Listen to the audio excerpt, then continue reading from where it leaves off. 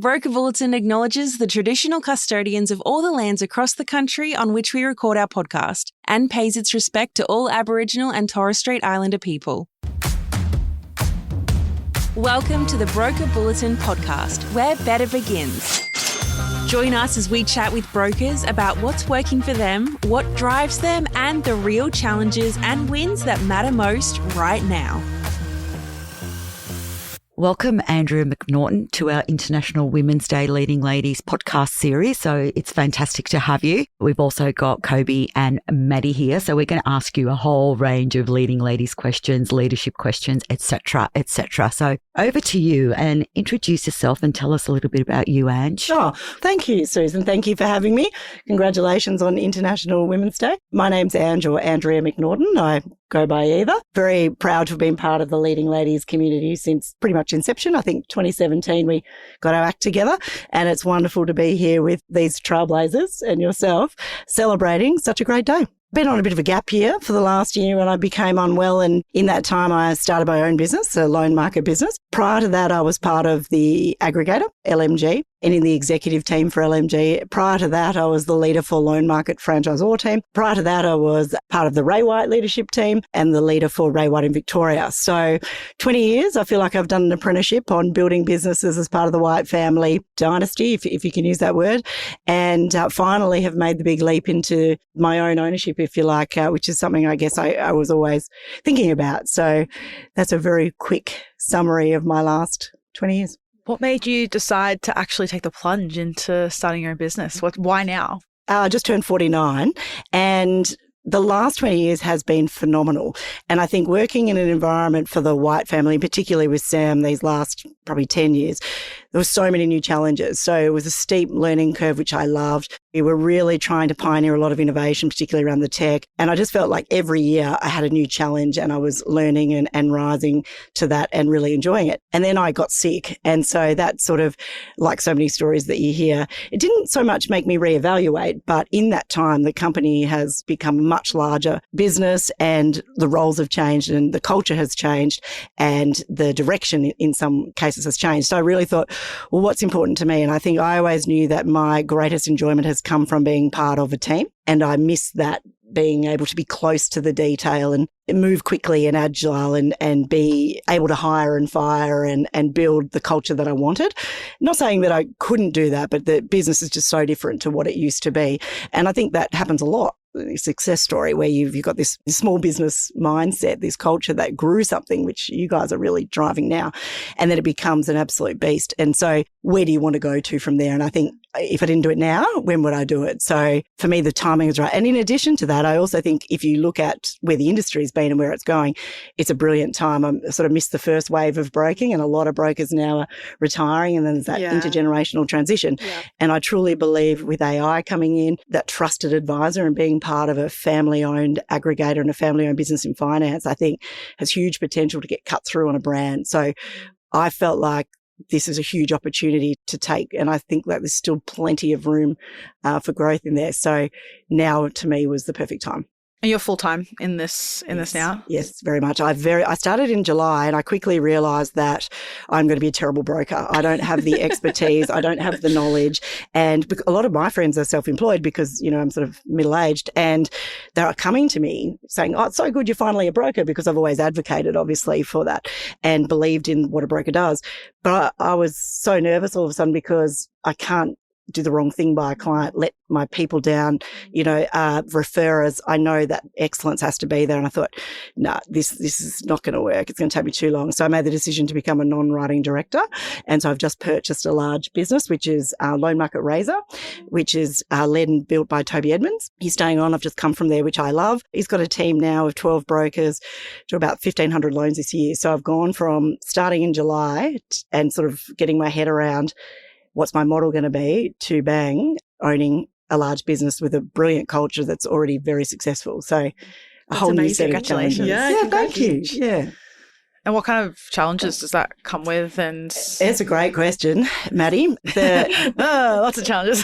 Being an employee, you're always paid in a role to do something. And I enjoyed sort of looking through my time at Ray White and later Loan Market and LMG, sort of turnaround girl or going into an area that needed fixing or changing. This business, I just need to not stuff it up, to be honest. This will be the number one loan market business, I think. This year they'll probably do about 1,500 loans. He's got a wonderful culture. He's a terrific leader. Leveraging that as opposed to having to rebuild it or turn it around is very different. So I think it's having scale is critical, and then how you leverage that scale and use that for growth will be where my mind is spending a lot of time.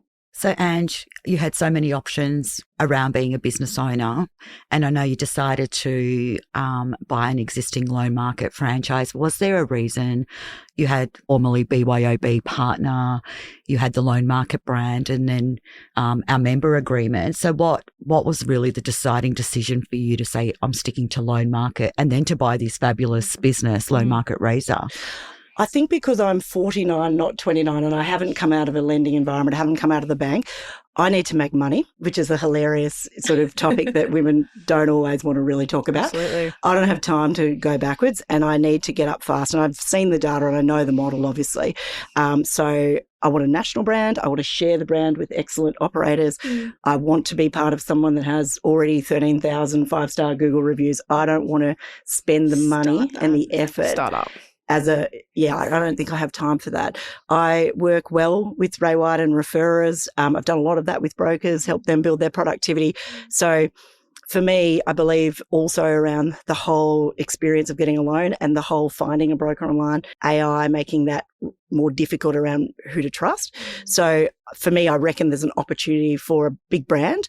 Which brand will that be? It's no longer Aussie, all of that. So to me, it just felt like the stars aligned around the confidence I had that I can grow quickly, grow profitably, and build something larger that I could grow on my own, I guess, if that makes sense. It's invaluable. Absolutely. We found it really interesting at the New Zealand retreat when I know I met you for the first time, hearing why people went low market franchise versus partner versus member. Yep. The two of us are both member with LMG with our own businesses. So it's really interesting to hear that and why you chose to go into it now as well. Absolutely. It's invaluable. I think with your background, though, what I didn't understand coming into aggregation, if you like, even though Loan Market was always an aggregator, it was first a business builder, like a franchisor. And I didn't appreciate that a lot of brokers have quite a dim view of the aggregator, and they may see an aggregator as a necessary evil or a clearinghouse for commissions. So I have full respect. I've met so many women who've come through as part of the growth of the group, if you like, who've built these things all on their own, whereas I need the model that shows me they can recruit and train people and help me backfill quickly. I need the marketing, the branding, the lead generation, the referrers. I want the profit insights and even when you go to the lender to get a big loan, which I've just done, they're wanting to know how much are you investing around this compliance piece. I'm like, that's all sorted. How much are you investing around building your brand? Oh, that's all. So it's quite interesting. And I think my DNA has been very much as a percentage-based model. You're partnering in growth. So it's not an expensive model. For sort of 5 to 10%, I can't expect 100% of the growth, but I know I get my pound of flesh for that. And I think if I had different expertise, maybe to be different, but I am stunned at how much brokers have built on their own without really any assistance from others, and full credit to you. Yeah, but at the same time, it doesn't mean that it's the right way to go about it. And I think a lot of people think that they should try and do it on their own, but why? And when you have a massive business like Loan Market that can back you and support you and provide you all that back end support to help you and be directly invested in your growth, it's a game changer to be able to have that support and that option. I think you just hit on it. I think everyone has a different why. Why are you creating this and what for? I know I need to get bigger. I know I need to scale. Others, if I came out of uni now, oh my God, you would start, the flexibility for when you have a family. It is an incredible career choice. But I think you're right. If you don't have a strategy around your why, it really doesn't matter what your brand is. I have a question in regards to the AI piece and how you think that it's such a big part of the opportunity for you. Yes. I know a lot of brokers, including myself, we're kind of anxious in terms of what it holds out for us in the future, and is it going to take over a lot of brokerages in that sense if you don't keep up with the times. What's your goal in terms of leveraging AI to actually build your business and build on it instead of it taking over? And great question. reducing? So I love AI. I think that the average person is thinking less than they ever have. So we may as well use AI as a smarter tool if people aren't going to lean in and be, use that critical thinking and be creative and lead, which I'm not saying they will. But so I think it's brilliant, but it's going to take out all of that heavy lifting around renaming docs and all of the low value tasks that are essential. I mean, I just had a loan approved and I had to ID myself 8 times. So, I mean, that's insane. And that's 2 people on that application. And so tech talks a big game. What I like, AI doesn't. It talks about resolving the pain points that you need to be really close to the process and engineer how it's going to take cost out of your business. On its own, it's going to do bits and pieces. But when you put that together, which we always saw in that Lean Six Sigma, that whole process re-engineering, that with AI, tech and process, I think, is a winning combination. So for me, my model is very much a customer will be business owners and brokers. How much cost can I take out of their back end so they can spend more time seeing clients? And how can I invest more in that space to solve those constant pain points? People talk about offshore. Offshore doesn't work well enough if you're not close enough to it, if you're not constantly reinvesting in tech and training and support. I mean, you work so hard to get these clients, are in such a position of trust.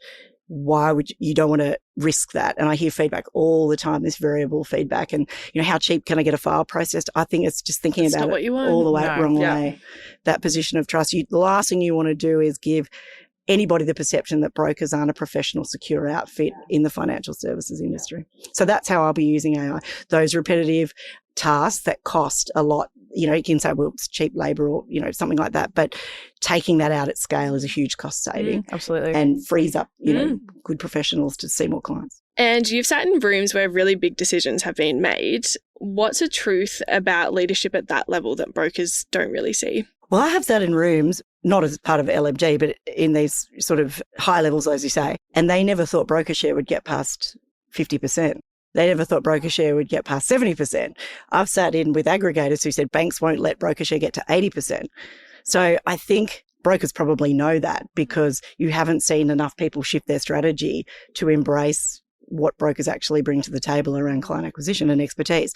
So I think that's interesting. I think for me, aligning with somebody who's invested in my success long term is important. I think brokers need to think more seriously about the advocacy they need as small business owners against large institutions or working with those. And right now, that's your aggregator. So I think that's a really critical link around making sure they're aligned with what you want and your expectations for growth. And are they investing like you are, or are you part of a short-term plan for someone to float or sell? So I don't know. I mean, I expect my leader or aggregator in Loan Market to lean in and partner and understand where I'm going. And they'll have expectations of me. That's what I want. And I think if we're not represented around the table as brokers, let alone females, that's a problem. So we need that coordination. It's a very fragmented industry. So I think I wouldn't necessarily assume that our vision is always the same as everybody else's. You just touched on females in the industry. What do you think there's anything that needs to be done to, I guess, better equalise us in the industry? We chatted to Susie about just the gender disparity and, we're starting to become a bit more of the market share in terms of being business owners. But what can we do or what work do you think needs to be done to even increase that market share or just have a bit more? Well, I can tell you when I studied 10 years ago, you guys weren't here. Like having young, successful, smart women, like showing what you can do is the best. I think women are completely outnumbered. I mean, that's what the stats say. So it is a real structural issue. And I would love to get to a position where we're able to offer more pathways, salaries, more support for good people coming out of unis or school to say this is a genuine career that you should consider, male or female, because I think it's the same for young people are also really outnumbered in this industry. So being relevant for the next generation, I think, and obviously particularly females, I think making sure all of the females in the industry get behind other females, I think that's a superpower. And at every level of the organisation, whether they're in banks or in aggregators, showing that support. There's a lot of strong opinions now across, Leading Ladies has become a great really big group. I love that. Instead of that, I disagree with that, or let's not demonize that opinion. Let's get behind it and understand it, because together we're our own momentum, I think. And I think we've all seen that. They're running some terrific businesses, the best in the country. That's a huge opportunity. So I think making sure we've got forums and opportunities to keep sharing and showing what good looks like, as opposed to saying, well, if that doesn't benefit me, I'm not going to support that person. So I think that culture of more is more is better. I mean, there's plenty of business for everybody, branded or unbranded. Absolutely. And making sure we're reaching out and starting those graduate programs. I know I'll be going hard after that space, because you need smart, sharp women, and they make terrific brokers. Look at the data, and financial planners, and the holistic sort of piece. So, but I do think the gap is the salary. And then, of course, when you have children, that time out, that cost, or even getting sick, how do you help people build these buffers that they can stay in the workforce with flexibility and look after clients and keep growing broker share? I mean, that touches on Leading Ladies. And what do you, obviously in the 9 years now that we've had Leading Ladies, what do you see that the impact has been on having a community of women in this industry? And obviously now it's grown to 3,000 members essentially through LMG. But how has that impacted the way it's shaped LMG and the gender equality, diversity of LMG? And now obviously starting a business, what is Leading Ladies attributed to that? Well, I think it's just been great to see the self-belief and the confidence, but also the results on performance. So the number one writers, I haven't seen the numbers this year, are female. The number one business owners, like, how fantastic is that? So I think that's been a huge success and massive credit. I think, like I said, in New Zealand, having a president that sees everyone, uplifts everyone, is not divisive or working on their own profile. It's about lifting everybody. And I think you can feel that there's not a lot of judgment in that group. And I think we need to maintain that so that you can lean on each other and reach out and say, this is what I'm struggling with. That becoming business owners, not just brokers, but successful business owners, you're going to lose staff. It's one of the hardest things that kicks your confidence. How we support each other through that, for example, as a good example, I think, of being there for business owners, because it's still a really difficult business and it's very competitive and it's lonely. So I think having a community where you can be so honest and frank with each other and support each other on that, sharing ideas, sharing successes, sharing failures, and really wanting to pull each other up. Like, I've seen some of the women out of that group that I didn't know 2 years ago that aren't Loan Market, that have been wonderful supporters of encouraging me to get out and start a business. Jamie Savory and Steph Thomas and Tripty and the ladies from Tassie. Like, it's terrific. You guys, I think like attracts like. So I think the more we do of that, the more we make sure that community is able to thrive with good leadership, the better for all of us, I think. More opportunities, to keep growing. I think this space is not going to stay the same. We're all going to have to find new ways to drive revenue and to grow. And I think doing that together is a lot of fun, but also really valuable. Have there been any conversations with the Leading Ladies that you've had that really did trigger you to start even potentially earlier looking at this transition? And you've spoken about Tripty and Steph and any of those brokers themselves and I guess their support. Has that triggered anything for you, or to try and change anything? I've had a few job offers, and I've had sort of other groups say, you'd be amazing over there. I was always attracted to the group because of the knowledge and the quality of the operators. I was always blown away by that. And brokers always sort of say, oh, that's nothing. It's not nothing. Trust me, it's that expert guidance that makes a massive difference, and across all lending types, and sort of maturing as a business and offering more solutions. So it hasn't changed anything. It's more reaffirmed, I think, that confidence. I was just so pleased to see that culture that I've been missing from not working is still alive and well. And I think it's powerful. And I think that's what drives progress and innovation, and that confidence in each other to be able to share what's working, share what's not working, but backed up with results and performance, which I think comes down to winning awards. And you two have been just brilliant, because it gives people confidence. That's a good strategy for showing that this is a viable, great industry for people to be in. What you do for your clients is amazing, and you're showing everybody how to do it. So I think that's powerful. We didn't have that back in 2017. Leading Ladies is not lunching. When we first started that, the guy's like, oh, that's a joke. You guys just want to go out for lunch. It's like, no, we can do that anyway. This is a focus on growing performance, and it's worked. We'll still go to lunch. Yeah, we'll still do that. We'll build our businesses while we do it. And you haven't been to a retreat for the last couple of years as well. So coming back last year in New Zealand, which was really quite a powerful retreat. That was phenomenal. So have you seen that changed over the course of obviously starting Leading Ladies in 2017? Yeah. We did our first retreat in Sydney. We're coming on to our 10-year anniversary. The quality of the business owners that have come through, have you seen that really change in the last few years? Definitely the maturity of the leaders in terms of the experience running a business, just night and day. The size of the businesses, which is just an evolution. You can't, learn faster than you can learn. The room, the quality of the room, absolutely. The curiosity in the room, the support and the commitment to growing something special, I think is brilliant. I haven't seen that elsewhere. I've been to a lot of women in business events and, the lack of tokenism. I think the authenticity really shines through. But absolutely, you've got the biggest businesses in Australia and NZ in there, and how good. It's inspiring, and I think it's wonderful for other people coming through to say, you can do this too, and here's the pathway. And for people to be providing opportunities to learn from really successful women in business who just happen to be running their own finance brokerage. And the lenders have said the same thing. There's a lot of people wanting to be associated with high-performing people. How good is that? And I do think like kind of attracts like, and it gets its own momentum. And how good is that? And I think together we've just got to make sure we lead that momentum to continue to push forward and hopefully get to 50%, representation in the industry. But I think it's happening. Certainly in LMG. Yeah, we were talking about the stats earlier and we were sitting at 39%. That's including client service managers. But if we take the client service managers out, business owners, we were sort of really pushing that 30%, where the industry's sitting at that 26, 27. And how many of those CSMs now will then go on to be credit analysts, then go on to be brokers, to then go on to be business owners? It's fantastic. Yeah, so well done. Yeah. And our own dance, our Taylor Swift. Absolutely. Love that, So there's a lot of great women across the group, and that's terrific. Yeah. I find it fascinating hearing about the market share, and I'm sure you'd feel similar. I think I surround myself with a lot of women in the industry anyway. I don't actually know many guy brokers. I forget that men exist. Yeah. Which is nice. That's success. You've just turned into a bloke. Yeah. 100%. They're like, exactly. How many women in 80% women, 20% men. Yeah. And so it's interesting to hear that, but it's not that surprising that brokers and business owners take up 30%.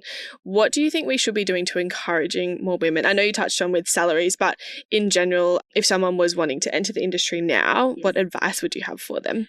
To get as much training work in I think Kirsty Dunphy said it really well, like go to a business that's got volume. Yeah. Go to a business that has a structured process. Don't join someone who's working from home. Treat your career seriously and get in front of as many scenarios as you can and learn as much as you can, as fast as you can, and enjoy it and see how much you help customers. I think that's the amazing, the NPS of brokers. And I think see if that's something that you like and get a lot of satisfaction from. The flexibility is unbelievable, but I also think I'm trying to bring back that discipline around that week, because the flexibility is kind of odd. Oh, we've spoken a lot about that. Yeah. Kobe does part-time, I think even Angelique, even Jordan, who I'm like a 10 hour day as well. Yeah, Jordan. I thought that was interesting, and doing really big numbers, working 3 days a week. Yeah, which I'm sure you can. The productivity is extraordinary, which is brilliant. Yeah. For me, coming back as a non-writing director, I have capacity. Yeah. So I need to be, how am I bringing in revenue throughout the week? I'm designing Wednesday mornings as golf. I'm determined to, design it like a bloke where it works for me. I have time off. Yeah. This is all extraordinary, I don't even see brokers working weekends. I don't work a weekend. I don't work weekends. No. I'll answer texts, but that's about it. So this is very different from the environment I've been in the past, where you're so absorbed in it, and I'm sure you are, but being strict and disciplined around, what are my KPIs that I need to hit? I love a plan. I love a structure. And then how do I not waste that? Because I wonder if that's a bit of for example, we've just had summer holidays. What a nightmare with kids trying to juggle. Yeah. And I've spoken to so many people who can't even think until they get back to school. I probably was being very general, joking about blokes, but because I commuted so much, I didn't have to get home to worry about the bath or dinner or what's in the fridge. I didn't care if we didn't eat. Yeah. And that frees you up to work. Yeah. And I think now, having been home on my gap year, it's hard work, just interrupted focus. Those bloody school hours are so short, so having time to focus, like carved out, I reckon is the ultimate luxury in life. I think so too. I think the reason that, we especially even have the opportunity to work part-time is because of automations. It's because of technology, because we can get so much more done. Yeah. Oh, you'll find a way. Absolutely. Yeah, I'm not saying you have to work more hours. No, absolutely. I'm just, for me, because I am not pulled into clients, it's very different. Yeah. How do I make sure I'm being as productive as possible? Absolutely. And making sure that my people that are in the business that I'm building are happily achieving what they want. Yeah. I'd be curious to hear, what does your average day look like? I was literally going to ask that. I was like, what does a week look like for you? What does a day look like? Right now, I mean, this is why I'm desperate to get back to work. I mean, I have started watching The Bold and Beautiful. Like, it is just... That takes me back to my childhood, and I'm like, I'll turn this, like, my show's done, Bold and Beautiful's on for my parents. Yeah. So right now, I'm back, building a prospect pipeline for recruits. So that's my CRM, finalising the transaction, the finer details of purchasing. It's quite a large acquisition, I guess. Meeting with all my referrers that I have lost touch with, but have relationships with. One thing I do find difficult, which would be good to ask you guys, is the chicken and the egg. So, there's a large network of agents that want to refer, for example. Are we really clear about how many brokers we need for that? Because one broker cannot look after one office. Just going through that kind of capacity planning piece, getting my tech strategy right around transforming the experience of that, getting a loan and back end. I need to think about how I'm holding on to that book that I've bought, that I've mortgaged my house for, not pulling any punches. Because I had someone say to me, I want to be you, Ange, it's so easy, you don't have to worry about files. I was like, but I've got all these other numbers to worry about. Stress, Like, if I was them, I'd be doing what they're doing. I'd be a loan expert. I just know I'm not going to be good at that. Maybe one day I could, start focusing in agri or commercial, etc. But you have to be good. I'm an L plater, not even. So I'm back on where I know I can grow business, recruiting, retaining, driving productivity, looking for revenue, trying to get exceptional people to stay and join. What does it look like for you in terms of because we're quite smaller businesses in that sense. We're solo brokers with admin around us. What do you find is, I guess from your experience, from a smaller brokerage, how do they scale and grow into 10 brokers, even like Loan Market Razor in that size? What do you find in terms of timelines, or is the most important thing when people are starting to scale and grow? That's such an excellent question. And I had a conversation earlier today. It needs to be about what do you want to shift in your role, if anything, because you need to get good, if you're not already, at recruitment. What is your process? Who's on your list? How do you top grade those candidates? And how do you know they're going to be a good fit? Because the number one thing that I see that kills momentum is a bad hire, because it kills the self-esteem, the confidence. And also I get it. It's critical. You've done all this work to get this client and you've got such high standards and you're driving an awesome outcome. You're not going to risk that. You can't afford to risk that. So it's a really hard piece. So I think you have to be willing to change your role. Something's got to step back around the number of appointments, or so that you can put time into hiring, is how I see it, or try and do both. Really identify that job spec. Is it a credit analyst? Is it a file driver? What is that role that's going to get you to your next level? Is that seeing less people? Some people are trying to cut back. Is that seeing more people? What is your vision for your team and how does that impact your cash flow? And I think brokers don't like, which I understand, taking risk on cash, which is smart. I get it. But it's very hard to grow without investing in people, and I would say tech as well, just for the environment that we're in, with that AI piece. So, but definitely people, I think it's a huge impost, isn't it? It's a massive expense. And I think if you're a percentage broker in someone's team and you don't see cost, as in you're literally not paying consumables or rent or overheads, or it's easy to think, there's no expenses. Yeah. There are. Absolutely. So, how does that impact your cash flow? When do you want to take the risk? I think one thing I've learned actually from Sam White, which was a really, really good one, is to that question of when do you know? Don't do it when your energy is low, because it's such hard work to find those people and bring them in and induct them and train them up. Key piece. There's months of work just there, not a day. And if you're already tired and struggling, it's so hard. It's like a pile-on. So when you're in a great space, everyone always says, I wish I had to put that person on 6 months ago or 12 months. I wish I had taken the leap. No one ever says, that was too early to hire. Yeah, they never say that. No, I'm not sure. We spoke about that before, obviously being in recruitment as well, and seeing the good, the bad, and the... And so it is an amazing perspective. So I think that's why I'm sort of focusing that area, because after 20 years, you do see, and it's so hard, sometimes you just have to go through it yourself to learn it, but you can see, that's going to be excellent, that's going to be a disaster. And so I think, can you get help from other people to help calibrate someone you're going to hire, get them to meet with someone else? But also too, there's so much resource around what role, what job spec, how do you want to tailor it for you? How much cost is it going to take out? What do you need to spend to take money out later? What time saving, etc. But it really depends, comes back to that. What is that vision for that business owner? And beyond 90 days and beyond the end of the year, who's going to buy you eventually? Do you want to sell? You might want to start your own franchise. What do you want that to look like? What kind of people and skills do you need? And I think brokers are so reluctant to make that leap because they're so busy. As in the file or just in general. In life. Yeah. I probably underestimated that at corporate, just the capacity to be able to step back and put time into changing your structure because the deals just keep coming because the better you get, the more referrals you get. Exactly. More and more. It's a wonderful proposition. Take time.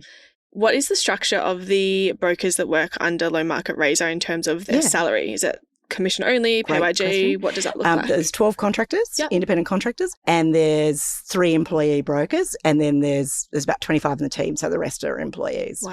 Okay. And I think what Toby's done so well over 18 years is like an incubator, which I would have called Brokerversity, where he brings them in on a salary because it's very hard.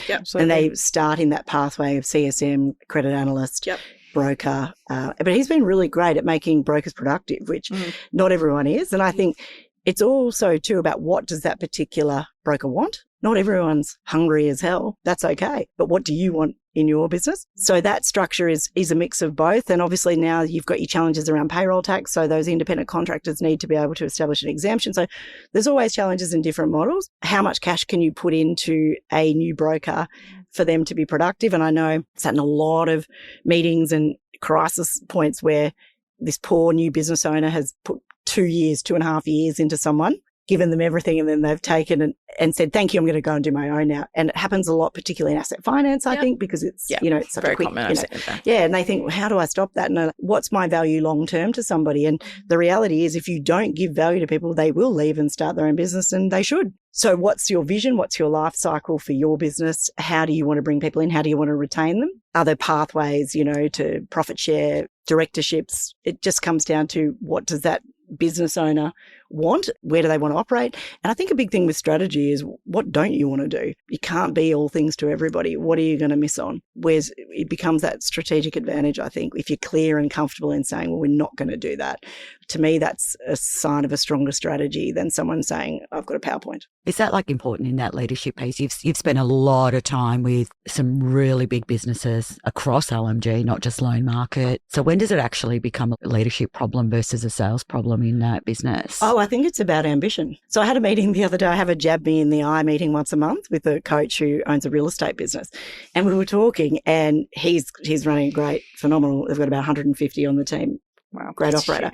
Huge. He's learnt so much and made lots of mistakes and done lots of things well.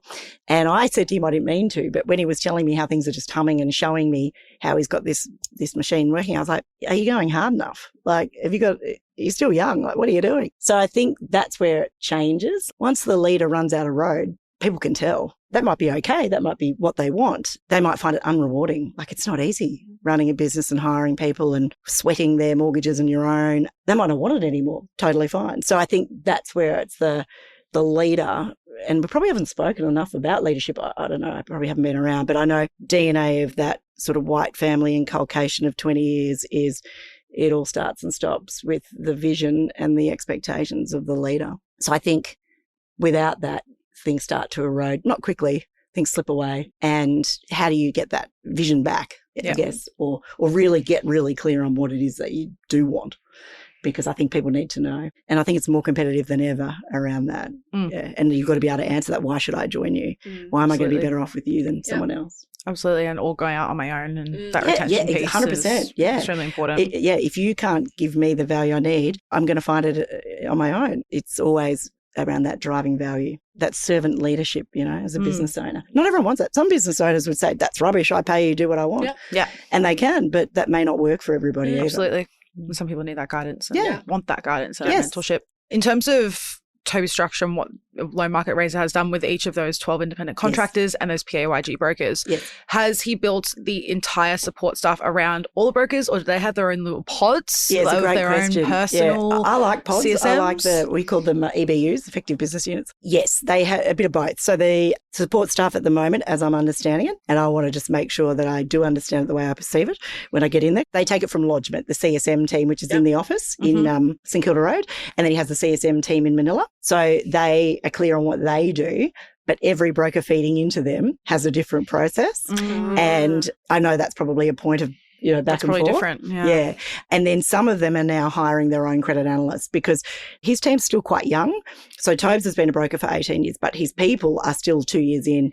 And so he's very clever because he's sold out at the top and he's got momentum coming through. And look, he's a terrific leader. And I just feel very fortunate that I've got somebody that we're aligned on the vision. And hopefully he chooses to stay in long term, as a shareholder. Up to him, I'll support him, whatever he wants to do. But that momentum is huge. So I think it's going to be a key challenge for me, as you said, is really looking at that support piece around, which is where I want to really invest in the tech, around the AI for the processing piece. Yeah. Do you think it's smart for every broker in the one company to have different processes and it not be as streamlined? Or is it something that I think recommend? Because if they're not having their own pods of CSMs, then how do they all understand exactly what everyone does and remember that? Yeah, I think it's a good question. And I think it comes down to the vision. So for Tobe, he's got this business to number one. So he's sort of happy with that. It's been a real team. And it reminds me of sort of our old team where you're just so happy and, cross-functional and, everyone is close.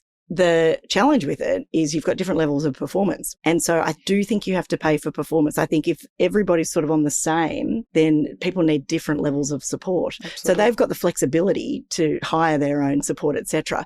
But right now, if I'm understanding it correctly, the structure is that lodgement to settlement's the same regardless of who the broker is or what the volume is. And they allocate them to sort of 3 or 4 brokers, and then they can do trade week and swap around, that sort of stuff. Where I'm going very much is that having acquired a large book, getting that client, wrapping them in an environment that's branded, secure, engaged, able to push notifications to repricing, just getting all over that space because I can't afford not to. Yeah. Absolutely. If that makes sense. You're strong at hiring. So do you want to hire more brokers or more client service managers or credit analysts or admin, whatever that role may look like in that business? Or is it not hiring and it's just AI? Yeah, I really want to hire more smart people, good people, hopefully women. Definitely, I think business owners and brokers. I think so an independent contractor is pretty much running a business within a business, depending on the margin. Yep. So if I can take out costs for them and they can make more money and I like them from a cultural point of view, then that would be somebody I would be interested in, because I know after a while they're so good at their craft and their clients love them, but they're so sick of dealing with the staff issues that come with running a business. Yeah, and the admin side of it, it's a whole thing, and I don't like that. Yeah, I know Toby was like, can we bring this forward because January's been so busy for them, how good. But when you become a business owner, you are going to have less time writing loans. Exactly. So the more it grows. So I'm excited to be able to help give some capacity back. But yes, I think credit analysts, are huge because I think that'll be our pathway to new brokers. Some will, some won't, as you say. And the CSM piece around the offshoring, I think we will look really, I think there's more tech that can do a lot there. Yep. It doesn't mean those people can't do something else, but for me, 100% that low-hanging fruit I would like to solve through good process engineering and tech. So is that your goal, to scale a business, and where do you see that business in 12 months with your leadership? Another great question. Cash flow permitting, I would like to continue to grow. The scary thing about broking, which I think is really unfair, is it's about you get paid on the loan size. So I'm looking at, where are the big growth markets? And to be fair, it has not been Melbourne or Victoria. Where can we get into where we can offer a great solution for good business owners and brokers that are in bigger loan size markets? So I think Perth's exciting, I think Sydney, I have been in the business where there's people that do 292 deals in Warrnambool. These people are phenomenal. If you put that person in Sydney, insane. They're going to write. Yeah, so it's the same kind of effort, It's unbelievable, isn't it? It's hard. One of my friends in Sydney, they'll do 3 loans a month and they're settling 5 mil. Yeah, and to do that, our average loan size is about 450, 500 grand. Yeah. So it's like triple the work for the same price. It's very interesting. And yet your costs are the same. Yeah. And I think that's what's kind of, if I can be a solution around that so that people can go after more revenue, which is also going to come through more services and product as well. So, but what really adds value to your client. So that is how I'm thinking about it. It's exciting. Yeah, I mean, there should be pressure on me. I think after 20 years in a role where you're getting paid to help grow businesses, you should be able to step out and do it. Absolutely. So, do you think you'll ever write loans? Because I know you hold your accreditation. So, well, I mean, a week ago I would say absolutely not.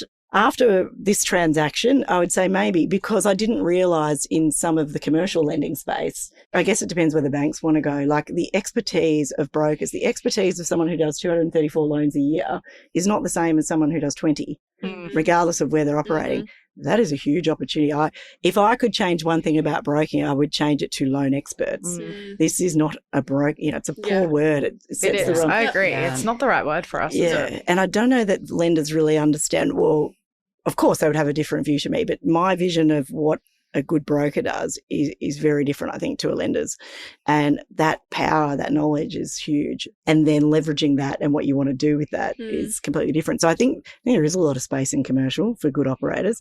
And the only reason I say commercial over resi is because there's so many good today where that'll be a hole in, I don't think Tobes might be saying that in Loan Market Razor doesn't have a commercial specialist and it doesn't have. And it's a growth opportunity, as we know. Like we see the growth in it in LMG.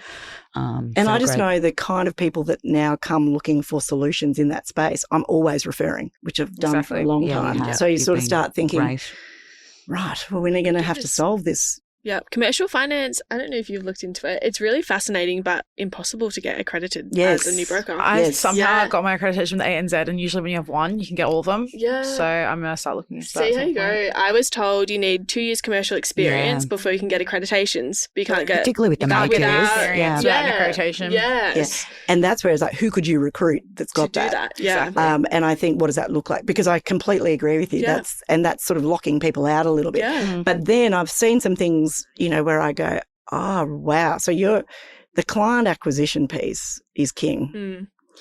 I think if you can bring the client, they'll start accrediting you and you'll learn the expertise. I mean, you're smart, good operators. And I think that's what they want, isn't it? Yeah. It's an interesting place to look into, but... But right now, no, I'm not going to write loans. I have enough to do. You should. Would you think that it'd be something that Razor might look into for, instead of outsourcing or referring out, keeping in, so asset, commercial, resi, like bringing it as a that hub? Diversification piece, absolutely. I believe you need specialists to do volume, like, to do more than a few deals. Yeah, absolutely. Building out those specialties, if you like. And same sort of thing around client bases too, like Medico and SMSF. I don't know how much volume's in there. I'd have to have a look at that. But yes, that's my plan, because you've got a really good team of really good brokers who are mostly residential. And how else can you grow opportunity and revenue and leverage that scale? So I think that's my job. And then also too, their development plans. What do they want to do? There's some excellent people internally in the business in credit analyst roles. What would they like to do? Do they want to stay where they are? Would they like to specialise? So yeah, I do think it's really hard to grow that revenue without specialists in your business. Yeah. When you have a bigger business like Razor is, how important do you think it is, or is it important, how frequent to touch base and keep in contact with everybody that's in the business, especially if you're a director? Are you going to be talking consistently with all the brokers and the business owners, or are you also talking to CSMs? Yeah, that's another great question. So I felt a little bit intimidated today because they did their monthly wrap and it's so weird. They're such a wonderful team and they're so well led. And I was sort of like, that's what I used to have, is how I felt, being really honest. And then I was like, I can't sort of project myself on them because these are happily achieving, mature, good operators. So it's sort of an interesting question. I was saying to Tobe, what's your operating rhythm? Like, how often do you meet? Is it weekly, monthly? How do you want that to change, stay the same, etc.? And I did a day with the team, which was brilliant, but I can't replace Toby. For me, I'm thinking I'm going to have to go and build another business, because this business is brilliant. It's humming and it doesn't need me. It needs leverage. Yeah. So how are you going to balance that with Toby's leadership style and your leadership style as such an established business? And I know your ambition is to grow in other markets too. Do you have a similar philosophy on leading teams, Ange? Yeah, I think so. And actually, I think Toby has quite a similar leadership style to Sam White, who I've worked with for so long. So I sort of feel like that's a good yin and yang a bit. Toby knows I'm full on and hardcore. And I think that's one advantage of being in the group for so long. He knows what he's in for, and I probably know what I'm in for. But I think it's, genuinely, he'll run his team. So what Tobe really wants to focus on, he took a month off as a side story in America after Chairman's trip. And I said, the team did so well, like you must be through it. He said, yeah, they really, really did, but they still missed opportunities that I know are a deal. And this is where brokers talk themselves down far too much. I was like, what do you mean by that? And he's like, boom, boom, boom, boom, boom. And he can't wait to be able to give people proper time and focus because he just hasn't been able to do that. It's a really interesting question with independent contractors. Like, you are effectively running your own show within a business. So my offer to them is, would you like coaching? Would you not like coaching? What would you like? What do you not want? So I'm doing that fact finding. What's working well? What do we want to do differently? And a lot of the only real concern I got from them so far was, am I going to introduce a dress code? Which is embarrassing. Obviously, I seem pretty corporate, I think, is what I got out of that. So I just laughed. So that's good. I feel like I'm going to learn a heap from them. I feel like what they've said to me is all the stuff that we used to do and drive, help me work with referrers, help me lead my team of, my CSMs, help us take out this waste, this frustration in the process, all of the usual, help me make more money, help me balance what I'm doing. And for a lot of it is just getting clear on what they actually want, helping someone navigate that. I know, I can talk about Lyndall Ramay. I mean, she was at Leading Ladies, superstar. She's having her second child and she has got more business than she can write. And of course, that's stressful, as you know. How do I get the support in place for her so that she can have a break, enjoy the child, not drop the income too much? And, that's an example of a real life challenge, which I know Tobe just wouldn't have, time. You can't get around everyone like that. So I'm very, very much working out how much is too much and what's not enough. And I said to him today, he asked me the same question a little bit. And I said, I just would hope that I'll never be arrogant enough not to take the time. I've been ringing them because it hasn't settled yet. So I feel a bit awkward about, I don't want to impose and they're all busy, but I also don't want them to feel like I don't care and neglect them, because I think my number one job is to know what they want. Otherwise they won't stay. Yeah. What are you most excited about for this year with acquiring? I'm excited about being back to work. Yeah. I'm excited about being part of an awesome community. I'm excited about being in a positive mindset, achieving, pushing myself, hanging out with good people, growing, learning, being alive, like to just get back to work.